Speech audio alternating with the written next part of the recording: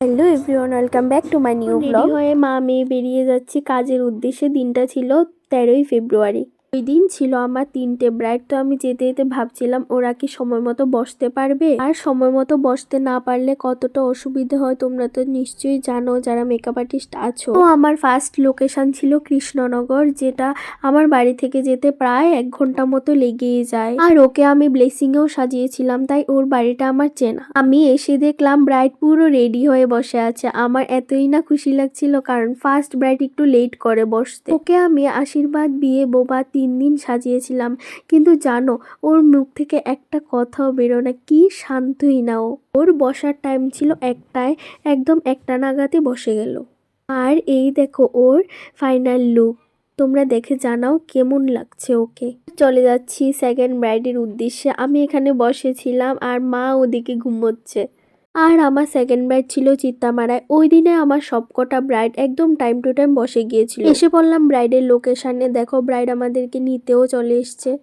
এবারে দিদিভাইয়ের সাথে চলে যাচ্ছি আমি ওদের বাড়িতে। এই হচ্ছে ওর বিফোর লুক, আর আফটার লুকটাও তোমাদের সাথে শেয়ার করব। আর সাজার পরে ওকে একদম পুরো লক্ষ্মী বধূর মতো লাগছিল। আমি এখানে মেকআপ করছিলাম আর মা আমাকে একটু একটু করে ক্লিপ নিয়ে দিচ্ছিল। দিভাই আমার থেকে 3টে লুক নিয়েছিল। একদিন ওর ইচ্ছে ছিল বাঙালি মতে বিয়ে করা, বাঙালি বধূর মতো সাজা, ওটাও কমপ্লিট করেছে। আর ওদের নিয়মে একদিন বিয়ে করেছে আর রিসেপশন, এই 3টা দিনই আমার থেকে সেজেছে। আর ওর থেকে আমি অনেক ভালো ভালো কমেন্ট পেয়েছি, অনেক ভালো ভালো মেসেজ পেয়েছি।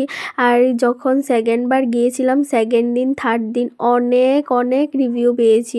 অনেক অনেক বলছিল কি বনু আমাকে অনেক সুন্দর লেগেছে। সবাই বলেছে, আমার স্টাফ হতে, ফ্যামিলির লোক হতে সবাই। আমার লাইভেও ইভেন বলেছে, দেখবে তোমরা। এই দেখো ওর ফার্স্ট দিনের লুক, দেখো তোমরা নিজেই বলো কিরকম লাগছে ওকে।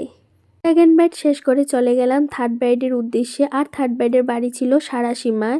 আর ওকেও আমি ব্লেসিংয়ে সাজিয়েছিলাম, তাই ওর বাড়ি চিনতেও আমার সমস্যা হয়নি। এই ব্রাইডের বিফোর লুক নেওয়া হয়নি, তাই তোমাদের সাথে আফটার লুকটা শেয়ার করলাম। আর জানিও কেমন হয়েছে।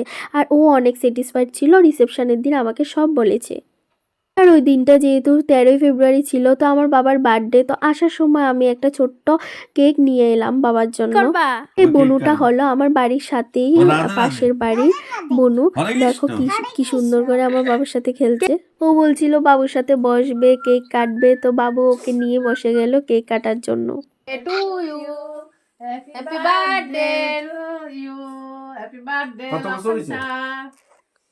কেক কাটিং শেষ, আর বাবার গিফটটা ডিউ রইল, আমি তোমাকে দিয়ে দেবো বাবা গিফট।